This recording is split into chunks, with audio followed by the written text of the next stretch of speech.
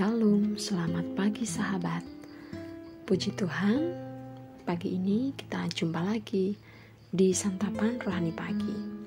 Judul renungan kita pagi ini adalah Kemarahan. Kita baca di dalam Mazmur 37 ayat yang ke-8. Demikian firman Tuhan, berhentilah marah dan tinggalkanlah panas hati itu. Jangan marah, itu hanya membawa kepada kejahatan. Sahabat, sering dijumpai banyak orang Kristen gampang sekali marah.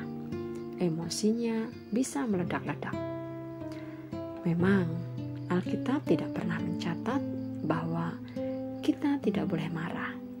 Tetapi, Alkitab mencatat di dalam Efesus 4 ayat 26 dan 27.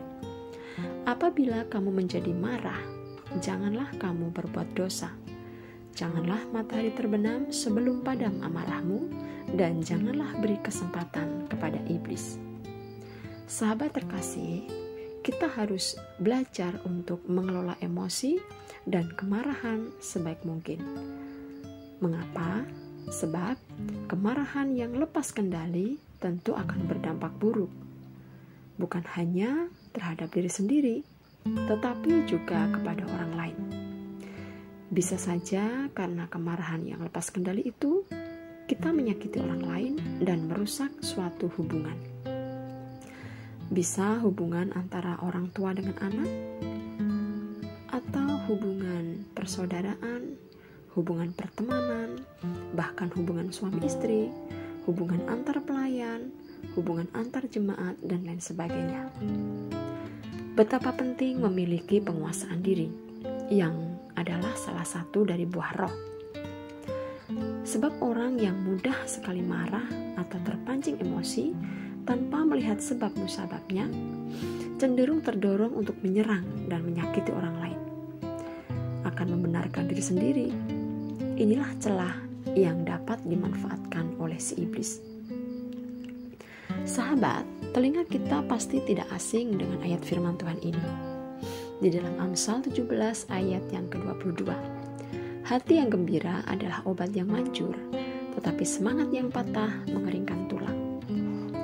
Dan di dalam Amsal 15 ayat 13. Hati yang gembira membuat muka berseri-seri, tetapi kepedihan hati mematahkan semangat. Jelas sekali di sini sahabat bahwa hati yang gembira adalah obat terbaik. Sedangkan emosi atau amarah yang meluap-luap justru dapat mendatangkan sakit penyakit.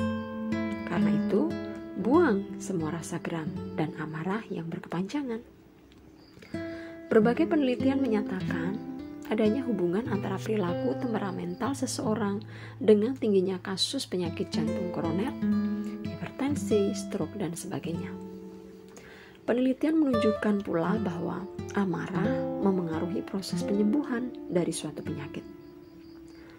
Orang yang bermasalah dalam hal mengontrol emosi atau kemarahan membutuhkan waktu yang lebih lama untuk pulih dari penyakit yang dideritanya dibandingkan mereka yang sebaliknya, yaitu orang yang bisa mengontrol emosi atau kemarahan. Alkitab memang tidak menyebutkan bahwa marah itu dosa, tapi yang harus diingat adalah kemarahan cenderung membawa seseorang kepada tindakan-tindakan yang tidak terkendali, yang bisa menyakiti dan melukai orang lain, sehingga dapat menyebabkan pertikaian dan merusak sebuah hubungan. Kemarahan seringkali dijadikan celah oleh iblis untuk menabur benih kejahatan. Bukankah ada banyak tindak kejahatan terjadi bermula dari seseorang yang tersulut amarah? Daud memberikan nasihat, biarlah kamu marah, tetapi jangan berbuat dosa. Berkata-katalah dalam hatimu di tempat tidurmu, tetapi tetaplah diam. Bahkan pengkhotbah pun juga memberikan nasihat. Pengkhotbah menyebut seorang pemarah sebagai orang bodoh. Pengkhotbah 7 ayat yang 9 berbunyi demikian. Janganlah lekas-lekas marah dalam hati, karena amarah menetap dalam dada orang bodoh. Nah sahabat, tentu kita tidak mau disebut orang bodoh, bukan? Jadi, jangan mudah marah. Orang yang bijak pasti dapat menahan kemarahannya. Sebab akal budi membuat seseorang panjang sabar. Demikian yang ditulis dalam Amsal 19 ayat yang ke-11. Sahabat, sesungguhnya marah adalah hal yang wajar sebagai salah satu bentuk dari ekspresi perasaan atau emosi seseorang. Emosi dapat menimbulkan rasa sedih, rasa khawatir, cinta, dan bahkan rasa marah. Namun, sekali lagi, Alkitab memperingatkan, apabila kamu menjadi marah, janganlah kamu berbuat dosa. Janganlah matahari terbenam sebelum padam amarahmu, dan janganlah beri kesempatan kepada iblis. Itu yang ditulis di dalam Efesus 4 ayat yang ke-26. Dan ayat itu harus bisa menjadi alarm di dalam hati kita ketika kita mulai terpancing untuk marah-marah. Sahabat, boleh saja marah, tetapi jangan sampai membawa kita kepada dosa, atau jangan sampai kemarahan itu membawa kita untuk melakukan hal-hal yang melanggar firman Tuhan. Umumnya orang menjadi marah ketika dirugikan, disakiti, tidak dihargai, dikecewakan, atau dilecehkan, sehingga akhirnya timbul suatu keinginan untuk melakukan tindakan balas dendam. Sahabat, kemarahan semacam ini dapat mengakibatkan perpecahan, permusuhan, dan rusaknya sebuah hubungan, dan ini adalah dosa.